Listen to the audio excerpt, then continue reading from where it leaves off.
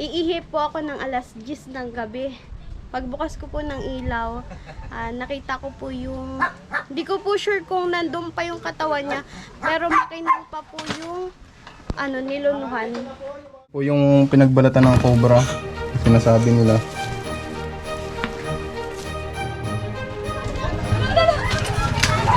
Chan, sundan mo ako ng katsa.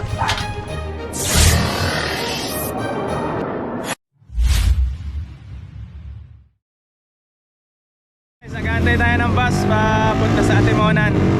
Mga ganitong bus kasi hindi pwede. Hanggang Lucena lang yan. Kaya antay tayo ng mas maganda. Yan, apat muna ang Cobra team mga tol.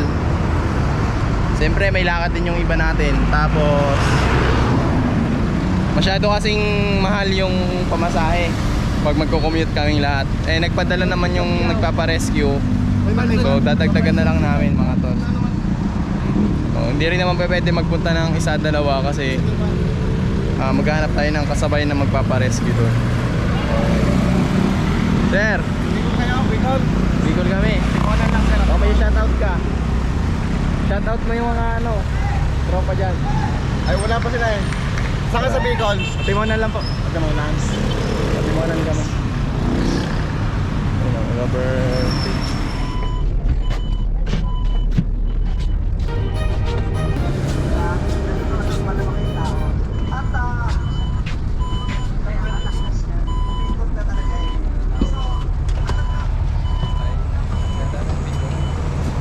Wala di ba? Yung dalampag.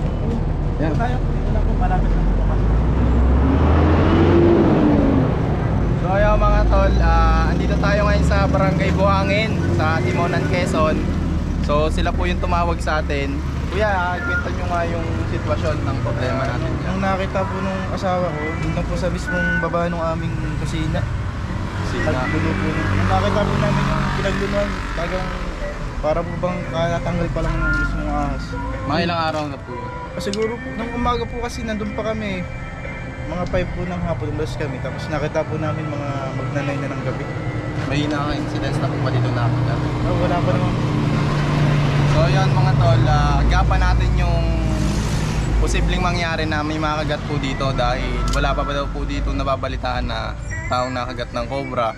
So nagbalat po yung cobra dun sa kanilang kusina at hindi pa po katagalan. Siya po ngayon ang ating pupuntahan. Tara. Dito na po malapit. Lapit lang po.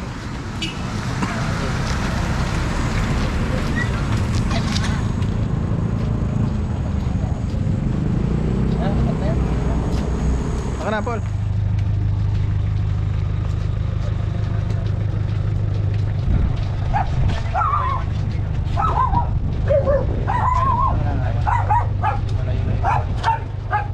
So yung mga tol, may inanda po sila para sa atin. So medyo malayo din yung biyahe.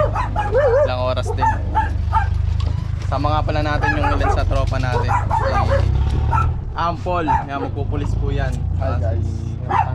Chris Cobra. Yan po yung palayaw niya na, final na yun. Saka si Kuya Nons, kasama na si Kuya Nons.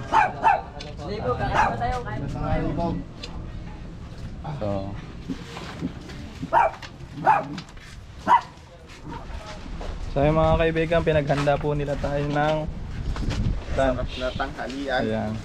Yan. Fresh na bangus. Ang pultibag. Tapos, native na manok ata to. Sarap. Chris Cobra, dito ka na. Wala si wala si Kabyaw. Anong ginagawa ni Kabyaw? Magsi-swimming siya ngayon. Shoutout mo kasi Kabyaw. Shoutout sa'yo Kabyaw. Lugi ka ngayon. Wala yung mga trabaho niyo doon. Saka mga katrabaho natin dyan, kila Kuya Michael, shoutout sa inyo. search mo yung video. Oh, ayan guys, kakain muna tayo. Dito pala sa Cobra. Ngayon mga tol, tapos na po tayo kumain. So interviewin natin si ate. Ate, mga paano nyo nakita yung balat? Mga ilang minuto. Mga bali umalis po kasi kami ng bahay, mga alas 5. Then bumalik po kami mga 8 PM. Tapos nagbahog pa po ako nun pagkadating dito sa bahay ng aso. Nagkuha po ako ng pagkain sa kusina. Then pagkatapos po ay iihi po ako ng alas 10 ng gabi. pagbukas ko po ng ilaw, nakita ko po yung, hindi ko po sure kung nandun pa yung katawan niya, pero makinig pa po yung, niluluhan. Tara po, tignan natin. Hindi, may pagdaraw niya. Lagyan mo yan doon. Ayan. So yan o, kaway-kaway, may mga nanonood pala sa atin dito. Hello! Yan, subscribe, Tol Cobra. Kuya, dito, may tao pa dito. May siya shoutout ka, sir. Shoutout nga pala kay Micro M ng Puro 4. Yun. So ayan, mga kaibigan natin dito sa Timonan. Oh, kuya. Subscribe po kayo sa Cobra Team and Tol Cobra. Salamat Tignan po. natin guys, sinukay na kasi nila yon, so hindi nila sinagat yung butas. Sana hindi naman tayo dito mahihirapan kasi ano na nga. Tutumbukin lang natin yung, sasagad lang natin yung hinukay nilang butas. So ang mga cobra kasi mga tol, pag nasa lungga, habang hinuhukay yan, lalo silang pumapasok hanggat may sisiksikan. So tara. May martilyo kuya pala.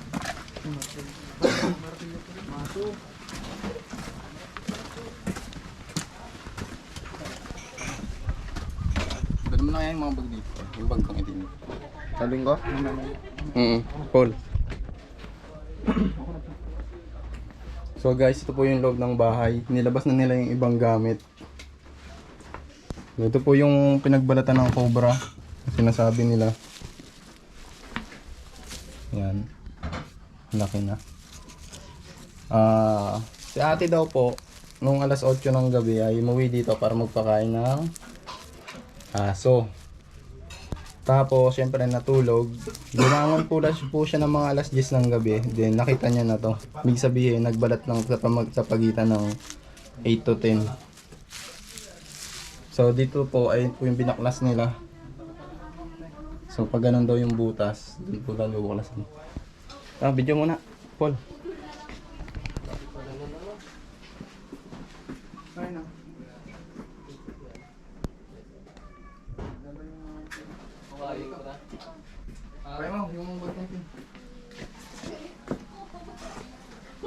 Check muna natin dito guys.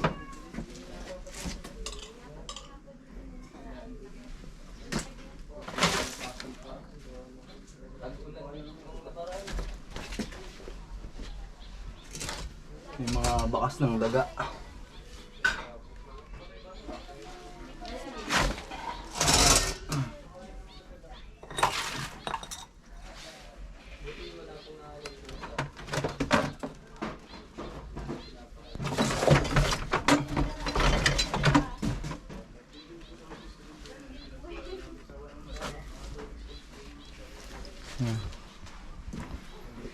Pagod mo yung tak-tak. Tak-tak. Dito po natin siya kukain yung ano, tak-tak. Oo. Yan dito guys. Kaso dito may butas na. Hey guys, may butas na doon. Tapos ito mashing nila. Dito ka.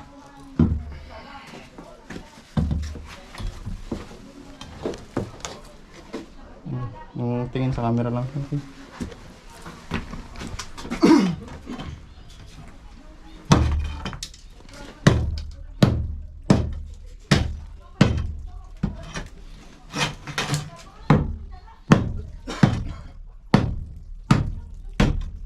Kunin mo yung bag na ano.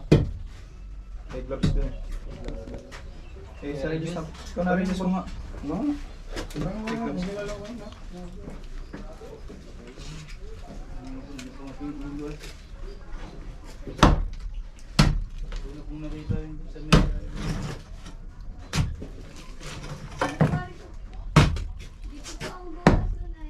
Saan po? Nagmula yung butas ng sumekan po. Diyan, papunta po sa. Tapos dito na po na yung pinakabahan. Pero dito po nagsimula yung butas. Diyan din po niya nakita yung ulo na Dito rin po. Saan po ba yung butas? Dito. Dito po sa kanto po dyan. Pinakasulok po dyan. Dito. Dito po nagsimula. Di pa paano kaya? Sabi ko ba? Dito. Pero dito po yung may butas dito. Hindi mo na. Dito po nagsimula ang butas. Diyan din po siya nag-tukwari ka din po nakita yung Oo, palabas po yun. Saan nung nakatutok ang buntot? Yan po sa ilalim po ng lutuan. Dito po. Papasok siya dito. Ayun. Pasok siya dito. Kasi nung flashlight ko ulit, dito lang yun. Ito.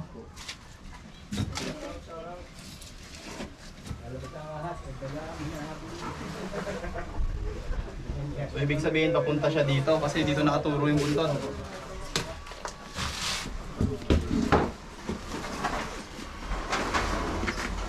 Pero baka bumalik.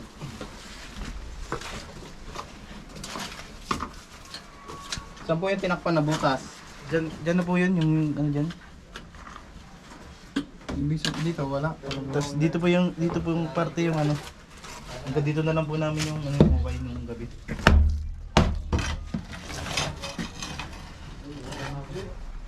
Ano na eh? Bigit na yan. Wala nang butas. Malabas mo.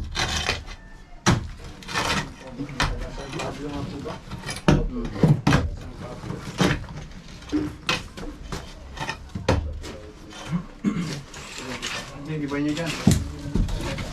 Hanapin na dito.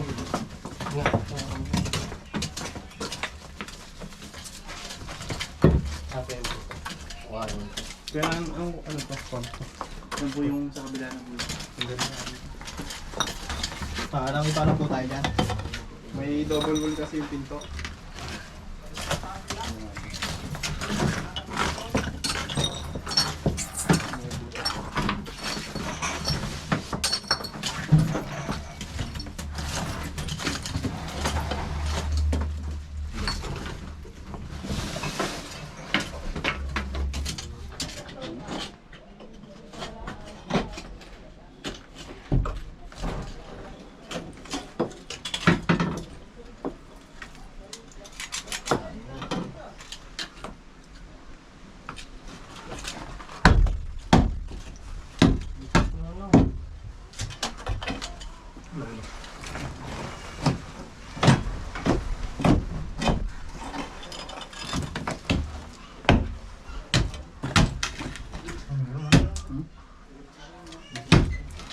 Angat?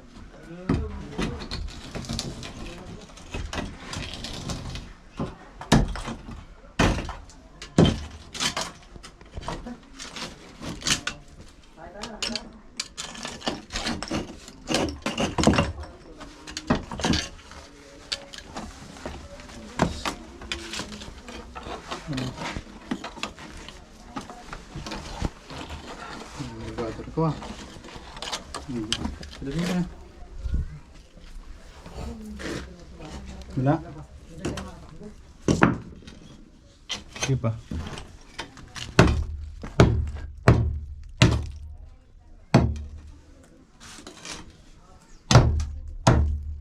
Dito lang sa gilid.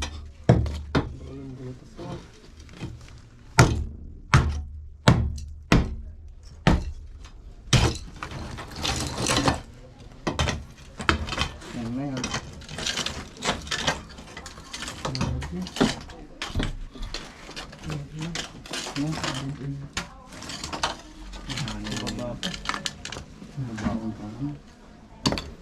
Pusito na yan.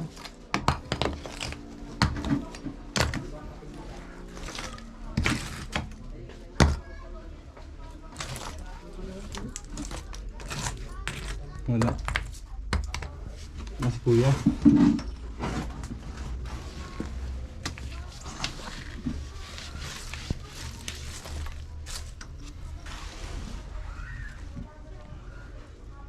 Ay, napantay eh. Hindi ako may iniwan ng wala din yun. Pantay na pantay eh. Yun o, yung kabilya. Takpan mo nga yung butas doon, full. Yung nakita natin kanina.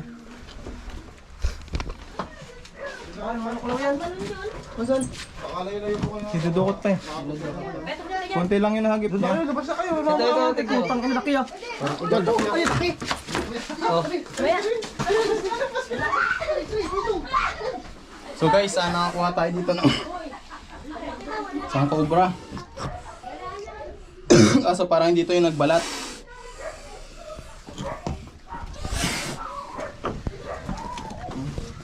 Pakita natin sa labas guys.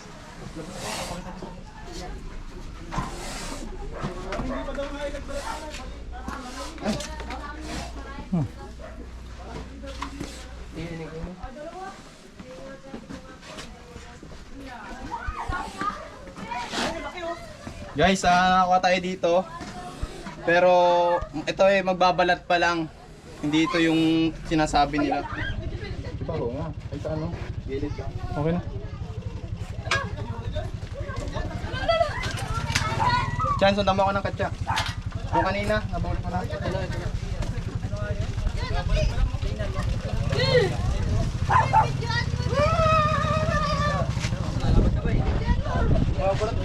So guys, nakakuha tayo dito ng isang cobra pero titignan natin siya para magbabalat pa lang.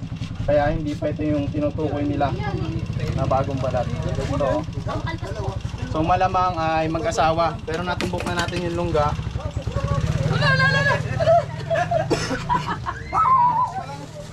Bago na natin. Pare, ka. Hindi na. Iba pa nga daw, mag-asawa daw.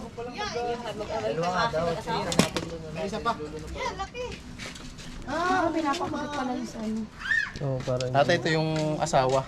Asawa ka lang. Hindi pa siya yung ano kasi. May anak pa yan. Tingnan natin. Dahil nagbabalat pa lang ito. Ayun, kumakain siya. So ito guys, nahuli natin dun sa may ilalim ng ano, may malapit sa Poso Negro na.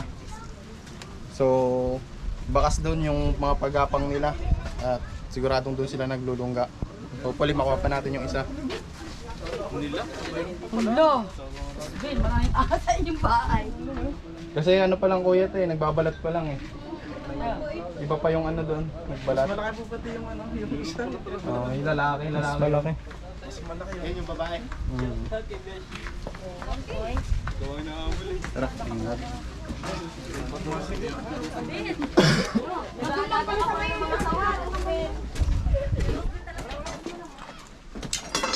Malamang dito, wala na yung isa eh.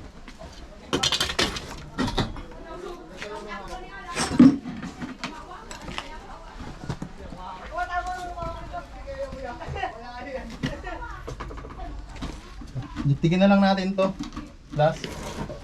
Kuya. Itong gilid. Tawagin si kuya. Si boss. Kapag wala pa dito guys, wala na tayong magagawa. Posibleng nakalabas na kasi may exit pala dun sa labas eh. May butas. Pwede pa daw yung digdigin ng ganito. Baka may ano pa dyan. So guys, sinisinsel na po yung pinagkakitaan natin ng isang cobra ng papalit pa lang ng balat. So sinisilsel ni Kuya Alan. Ayan. Kaya tingin ka naman sa camera Kuya Alan. Ayan. Si Kuya Alan ang ating helpful for today. So ang mga cobra naman mga tol, pag ang behavior niyan, pag po yan nalungkat sa butas o sa lungga, lalo po silang napasok o nagsusumiksik. So hindi po agad na yan. Depende na lang po kung nasa dulo na yung butas or wala na siyang sisiksikan. Saka po yan ang lalaban.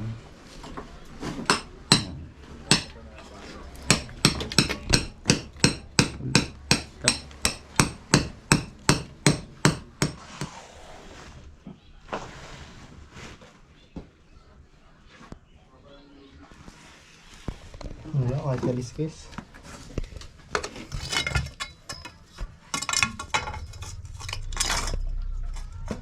Matut pa.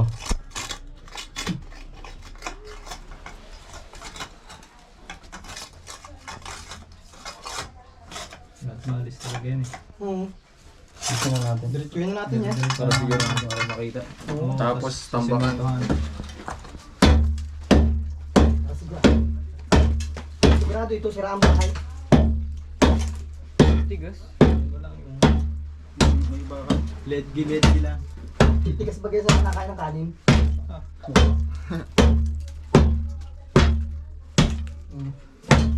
Ano yan? Tatapusin na lang para mapalinahan, mabarahan. Cut na Paul!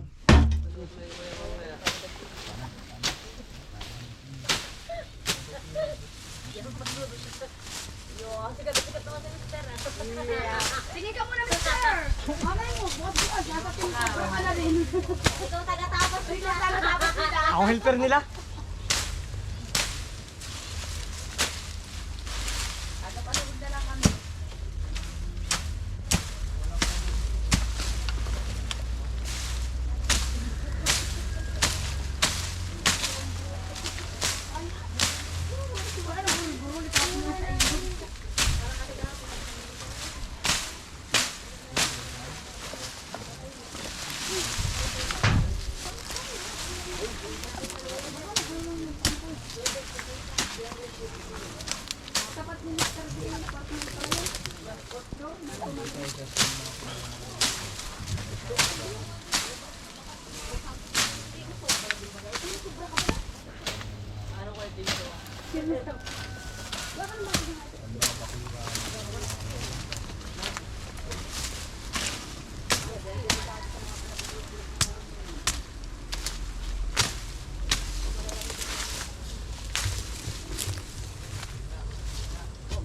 May butas din. May butas din. Kalas, kalas. Kung may butas, kalas.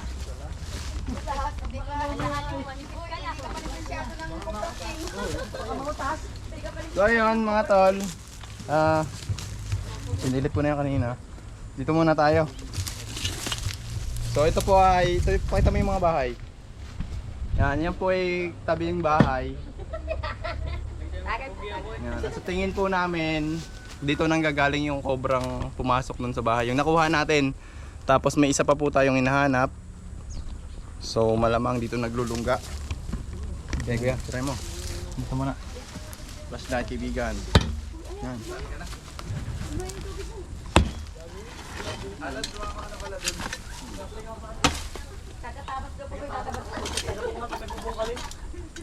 Para ay Poso Negro.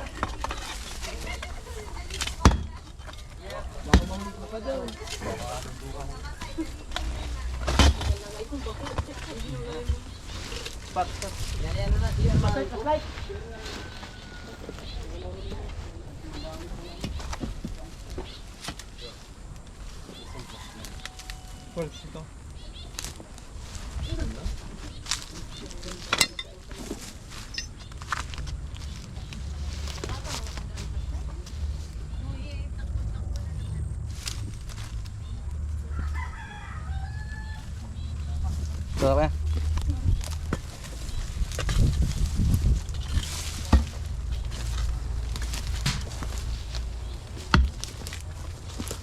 Tambak na lang natin yung mga damo dito sa Poso Negro. Oo. Susunugin. Bubukay na yung lahat. Oh, baka yan ay, baka teman pa yan ay. Ano ay?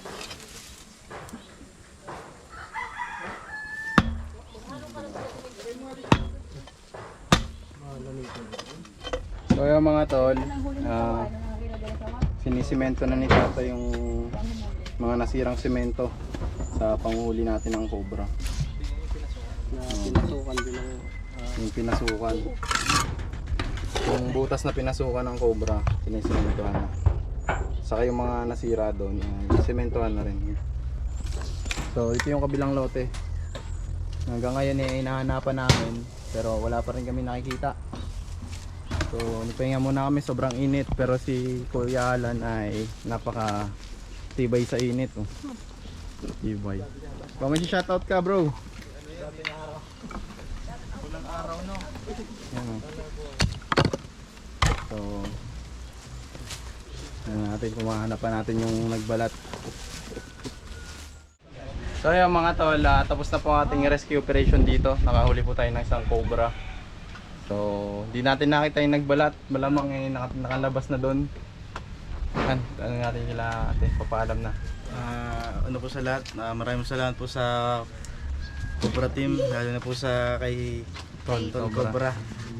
Hindi ko inasang makikita ko siya sa personal. Sa YouTube ko lang sila nakikita eh.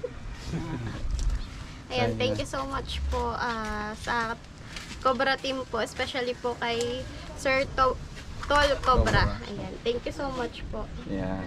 So kapag po may mga problemang ganyan ulit, tawag po kayo sa amin at subukan natin kung hanapin yung mga mismong pinaglulunggan nila. So pag may mga sitwasyon po na may pinagbalatan sa inyong bahay, ang una nyo pong gawin ay iligas muna po yung mga anak kung meron po bago po linisin yung loob. Yan. At lagi po tayong magbubota at safety first po. Yan, kung hindi nyo naman po kaya, pwede po kayong tumawag sa DNR o kaya po sa Cobra Team. Yan. So maraming salamat po. Thank you. Yon, so mga tol, nandito tayo ngayon dito tayo nakasakay sa DLTV. So napaka-quality ng bus na to, sabi ni Kuya is ito daw yung bagong design. So tanong natin kung ano yung maganda dito. So, hello po shout po sa mga viewer ni Kuya. Ano po? Ito po yung Asia Star, yung bagong bus ng DLTV ko. So, may mga bagong bus. So, isa po ang bus accessories po niya, yung nare-recline yung upuan. May mga headrest na po siya na relax po para makatulog ang isang tao, isang pasahero. Tapos po, relax po kayo dyan pag umupo kayo. Para kayo minamassage. Then para po kayo nasa... Ako yung nagpapatunay na nakaka-relax dito sa bus na to. Tapos para po kayo nasa hotel niyan, bago bus niyan. So, ang 8 unit po siya, 18 series ng bagong DLTV, ng DLTV bus. So, from Manila to Bicol po ang biyahe namin. So, yun po. Try nyo dito sumakay mga tol. Saan po yung ano ninyo? Terminal? Sa Aurora Cubao po, sa LRT Buendia, at saka po sa LRT Buendia, sa Pasay, sa Cubao, sa Aurora. Mga biyaheng ano yun? Mga biyaheng Bicol yun. Meron po kaming lokal sa EDSA, sa tapat po ng Q-Mart, yung mga lokal, Batangas, Lemery, Lucena, Santa Cruz, Nasugbu. Meron po kami sa LRT, ganoon din po yung biyahe. LRT Buendia po sa Pasay. Yan po, yun lang. So yun, try nyo tong bagong bus ng DLTV mga tol. Talagang Sulit. baka comfortable. Mura na, makakapasag. Yan. Kay tatay ko kasi dito lagi nag-ano sa DLTV nung araw. Nasakay. Kaya comfortable. Kaya gustong gusto namin dito. So mga tol, try nyo na tong bagong design. May higaan na unan. So, napaka-comfortable. Thank you.